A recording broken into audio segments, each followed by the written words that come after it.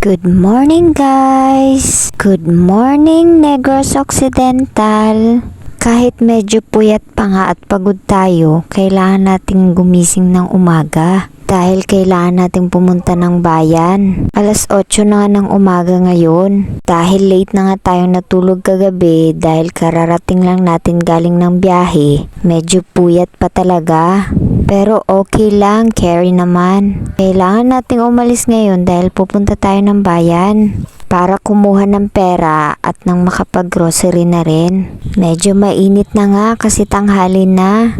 Medyo may kalayuan pa nga yung bayan nila dito, kaya kailangan nating sumakay ng tricycle. Buti na lang may service yung pinsan ko. Sa kanya tayo sasakay papunta ng bayan. Alam nyo, sa totoo lang, naaamis ako sa lugar nila dito.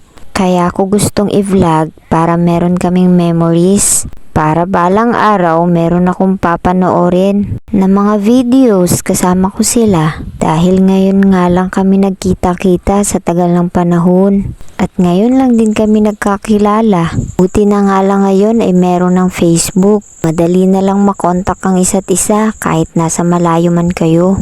Andito na nga pala kami sa bayan. Kailangan pa naming maglakad papunta ng Imli Wheeler. Medyo may kalayuan pa nga kasi sa garahe lang kami ng tricycle bumaba. Ang init, grabe, tagos sa balat yung init ngayon. Hindi na nga ako nakapagdala ng payong kasi sabi ko sanay naman ako sa init pero parang mabibiyak yung ulo ko ngayon sa sobrang init. Ewan ko ba kung bakit ang init ngayon. Nandito na nga kami sa ML. Naghintay pa kami ng ilang minuto kasi international yung kukunin namin pera. Shoutout nga pala sa ate ko.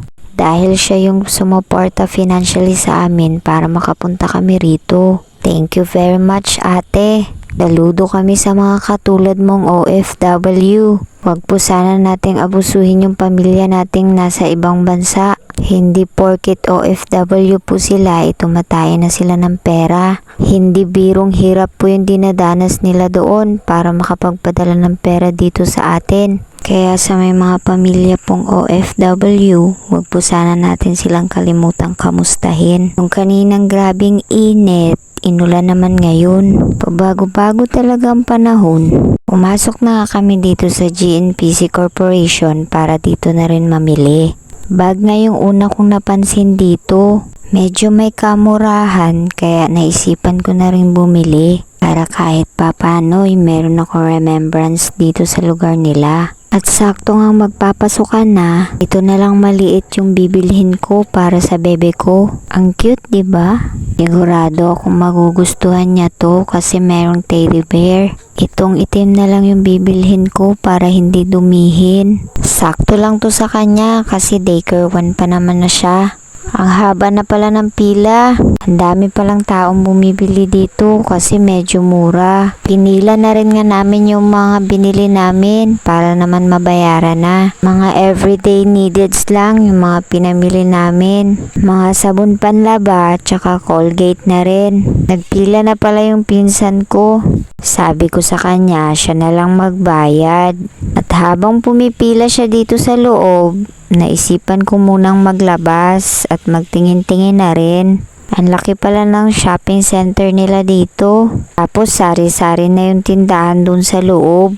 Tapos meron na rin palengke doon. Matapos nga magbayad ng pinsan ko doon, dumiretso na kami dito sa loob para pumunta sa palengke.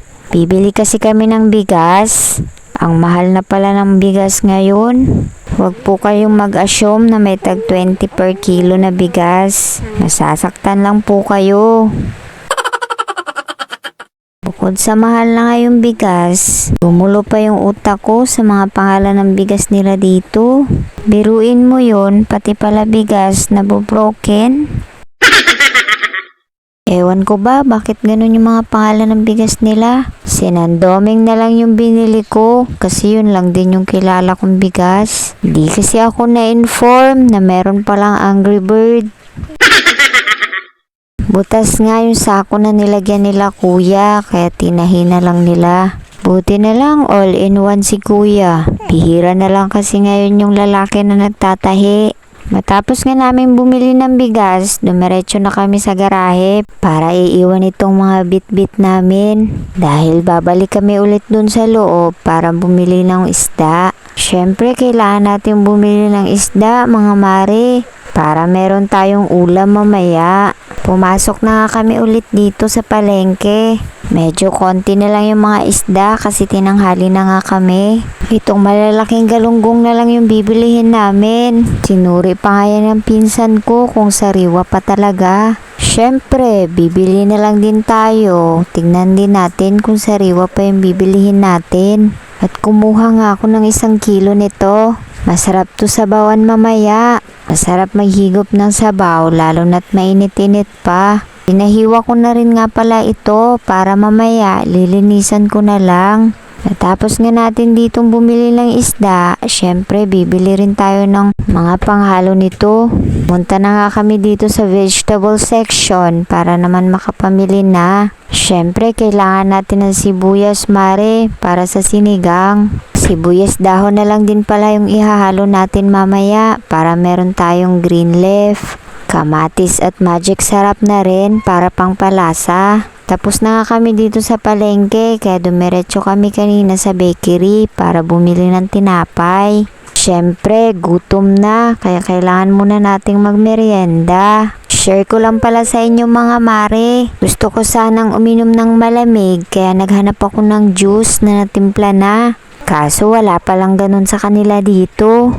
Soft drinks lang meron. Naghanap ako kasi dun sa amin meron. Meron silang mga kakanin dito pero walang panulak. Explain ko lang ha kasi dun sa amin meron.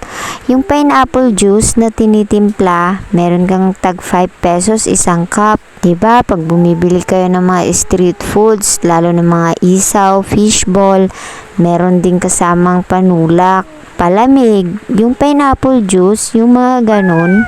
Dito kasi sa kanila wala, mga soft drinks lang. Na-share ko lang.